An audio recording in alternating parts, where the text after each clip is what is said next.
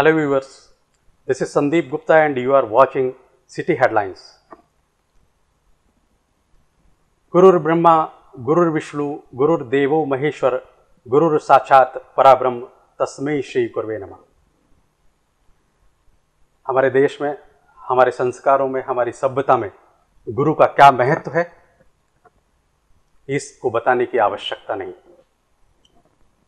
आज मेरे साथ हैं JP international School Greater Noida की principal Miss Hima Sharma. JP international School Greater Noida 2004 से ग्रेटर नोएडा के निर्माण में योगदान दे रहा है। 2300 स्टूडेंट की स्ट्रेंथ वाला यह स्कूल ग्रेटर नोएडा के निर्माण में एक महत्वपूर्ण भूमिका निभा रहा है। आज हम बात करेंगे स्कूल की प्रिंसिपल मिस हीमा शर्मा से। वो बताएंगी कि यह स्कूल किस तरह से अन्य स्कूलों से अलग है और इसकी क्या विशेषता है। Madam. Thank you Sandeep ji. सबसे पहले आपने मुझे इस चीज़ के लिए चुना कि हम कुछ उस बारे में बात कर पाएँ। हम एक यदि जर्नी 2004 से देखते हैं ग्रेटर नोएडा की, बहुत कम लोग थे, स्कूल्स उतने ही थे, बट शायद तब से लेके आज तक जो हमने देखा, हमने समझा, क्योंकि यहाँ की जो भी जनरेशन है, जो यहाँ का क्लास है, हम उनको बहुत एनसीआर या दिल्ली क्लास से थोड़ा डिफरेंट लेके चलते हैं। क्योंकि हमारे पास वो बच्चे आते हैं जो फर्स्ट जनरेशन लर्नर भी हैं, हमारे पास वो भी बच्चे आते हैं जो बहुत एमिनेंट क्लास से हैं, हमारे पास हर एक ग्रुप के बच्चे आते हैं। JP international school as such यदि हम बात करते हैं तो हमारे जो टीचर्स का एक बेस्ट, जो स्कूल की एक यूएसपी होती है, वो यूएसपी ये है कि बच्चा किसी भी तबके से आए, फाइनली वो एक ही शेप में जाता है। एक ही शेप मतलब हर बच्चे की जो भी एक स्ट्रेंथ है, जो बच्चे का एक पर्सनालिटी है, डेफिनेटली वो चेंज होता है।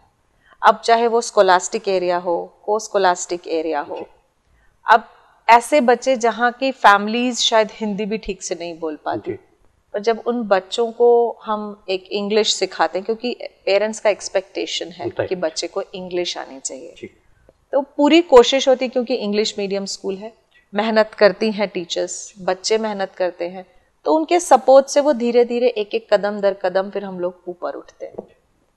शायद यही रीज़न है कि 2004 में जब हमने स्टार्ट किया तो हमारे पास 9 बच्चे थे, और वहाँ से यहाँ तक की जर्नी एक बहुत ही सुखद जर्नी रही। और मज़ेदार बात यह है कि ज़्यादातर चीज़ें हमें बच्चों ने खुद ने सिखाई, क्योंकि हम अपना एक एजुकेशन, अपना एक एक्सपीरियंस लेके बैठे हैं। आजकल की जो जनरेशन है, पीछे 12 साल से हम यदि बच्चों का जो देखते हैं, वो क्या चाहते हैं, वो हमारे लिए एक लर्निंग स्टेप होता है।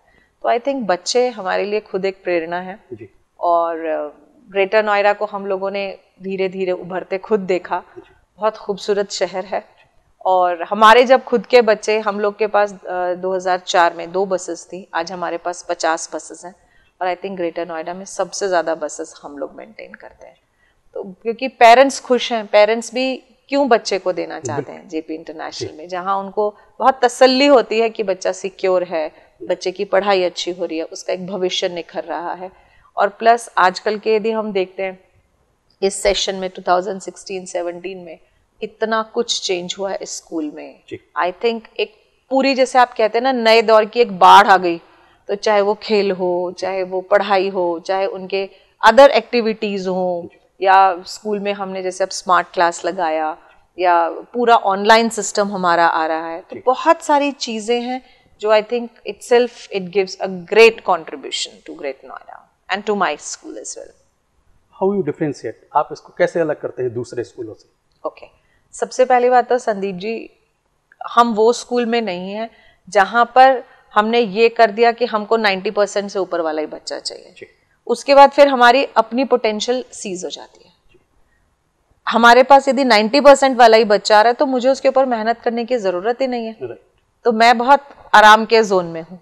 हम लोग स्पेशली जूनियर्स हों, वी डोंट रिफ्यूज़, हम हर बच्चे को लेते हैं, क्योंकि वो हमारे लिए और हमारी टीचर्स के लिए एक चैलेंज है। हाँ, हमें ये समझ में आता है कि एक बच्चा हमारे पास जब एंटर किया उसका 10% है, हमें कोशिश ये करनी है कि साल में कम से कम 5% ग्राफ ऊपर जाना चाहिए। दैट इज डेफिनेटली वो वेरीड होता है। किसी बच्चे का graph all of a sudden बहुत हाई चला जाता है, किसी का बहुत स्लो जाता है। तो टारगेट यही है कि ग्राफ ऊपर जाना चाहिए। एंड इट्स नॉट कि एक मॉड्यूलेट करके, बट इन रियल स्पिरिट। तो दूसरे स्कूलों से हम यही चीज़ को देख पाते हैं कि आई थिंक पेरेंट्स जो, वो भी हमारे लिए एक बहुत source of aspirations and informations हैं, जो वो ये कहते हैं कि शायद डिसिप्लिन, एकेडमिक्स जो उनको यहाँ का बहुत अच्छा लगता है।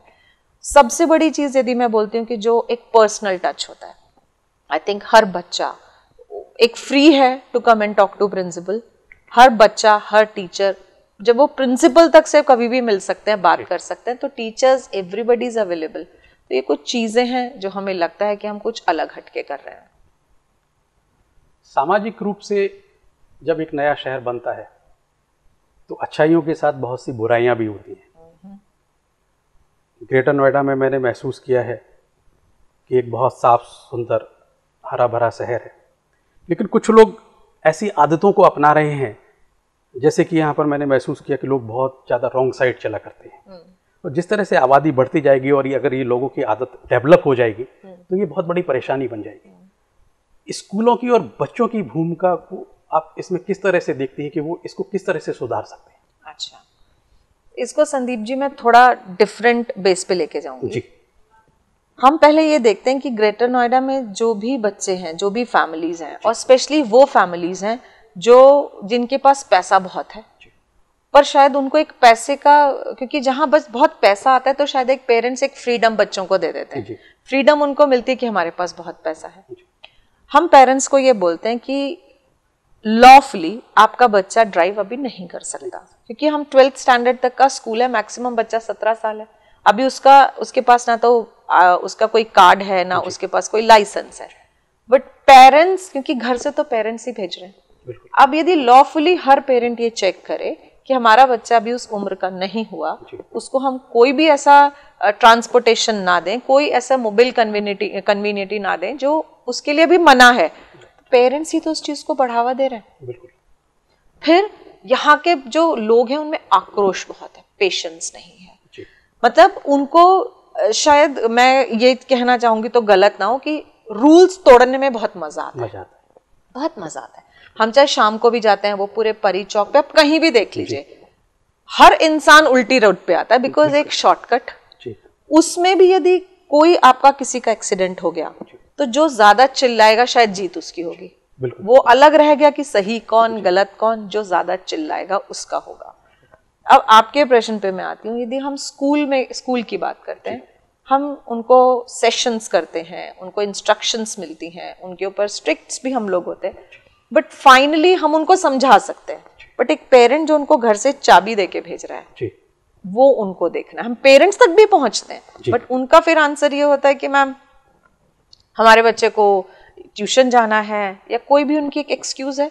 हम उनको यहाँ भी ठीक है, हम उनको ये कह सकते हैं कि स्कूल परमिट नहीं करता, वो कहते हैं हम अपनी गाड़ी की सुरक्षा खुद करेंगे, बट अल्टीमेटली गाड़ी से इम्पोर्टेंट सुरक्षा बच्चे की, बिल्कुल इम्पोर्टेंट उसका है। और स्कूल के जैसे अब हम लोगों ने यहाँ पे हमारे ही स्कूल के सामने हम 2 स्पीड ब्रेकर्स भी लगाने जा रहे हैं, सो दैट थोड़ी प्रिवेंशन हो, हम जितने अपने एरिया में सुधार ला पाए। पूरा ग्रेटर नोएडा जो हमारे यहाँ के बच्चे हैं, वो यदि पेरेंट्स को आगे बात करें, पेरेंट्स समझें, तो कोई ऐसी चीज नहीं है जो हम सब मिलके ना कर पाए। क्योंकि अगर पेरेंट्स को कुछ बोलते हैं तो शायद पेरेंट्स सुनते हैं, और बच्चे अगर बार बार टोके उनको, तो उनको समझ में आता है कि बच्चा मेरा बोल रहा है कि ऐसा नहीं करना है। करेक्ट। और ये मेरा व्यक्तिगत अनुभव भी है कि अगर बच्चा हमें किसी बात के लिए टोकता है तो हमें फील होता है और हम उस काम को ना करें, हम ऐसी कोशिश करते हैं। बिल्कुल।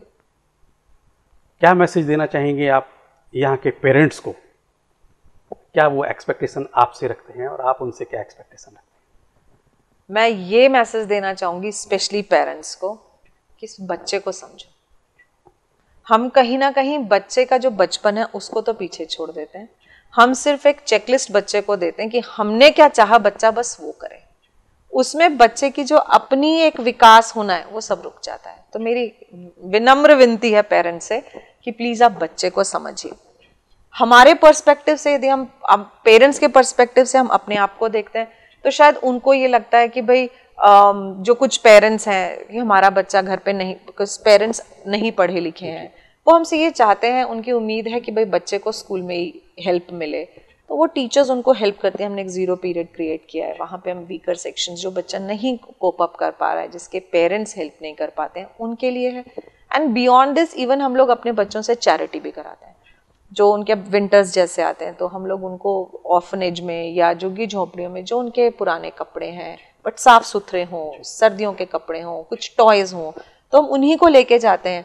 एक सोशल भी उनको एक समझ में आता है कि एक ऐसी भी दुनिया में लोग रहते हैं जिनके पास ये चीज़ें नहीं हैं जो हम बर्बाद करते हैं, तो उनको भी कहीं समझ में आता है। वो लोग जब डिस्ट्रीब्यूट करते हैं उनको भी लगता है कि मतलब इतना आसान नहीं है इन चीज़ों को लेना। भाई अब यदि हम लकी हैं कि हमारे पेरेंट्स ने दिया, तो they should be lucky enough to generously give or support the charity. So this is what we talk of. देश के भविष्य आज के बच्चे, उनके लिए क्या मैसेज है, क्या एक्सपेक्टेशन वो आपसे रखें और आप उनसे क्या एक्सपेक्टेशन रखते हैं? पहले मैं बोलूँगी कि बच्चे शायद एक्सपेक्टेशन को भी 1 मिनट यदि साइड करते हैं, पेशेंस, एक फोकस, क्योंकि आजकल के जो मैं बच्चों को देख पा रही हूँ, मोबाइल में सब बिजी हैं।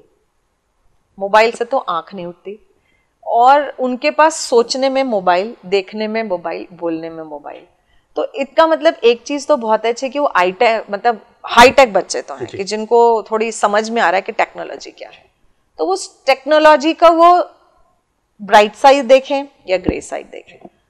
ब्रेनी बहुत है, स्मार्ट बहुत है, ग्रेस्पिंग बहुत है।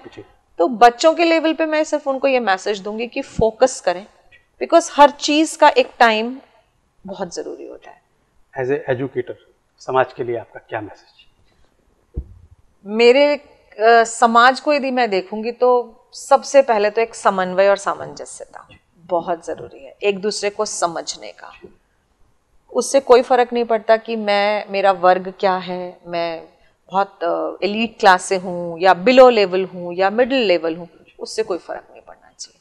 Humanity, being human, that should be the message. Thank you so much. Pleasure तो मित्रों, ये थी हमारे साथ जेपी स्कूल की प्रिंसिपल मिस हीमा शर्मा। जुड़े रहिए हमारे साथ, देखते रहिए सिटी हेडलाइंस।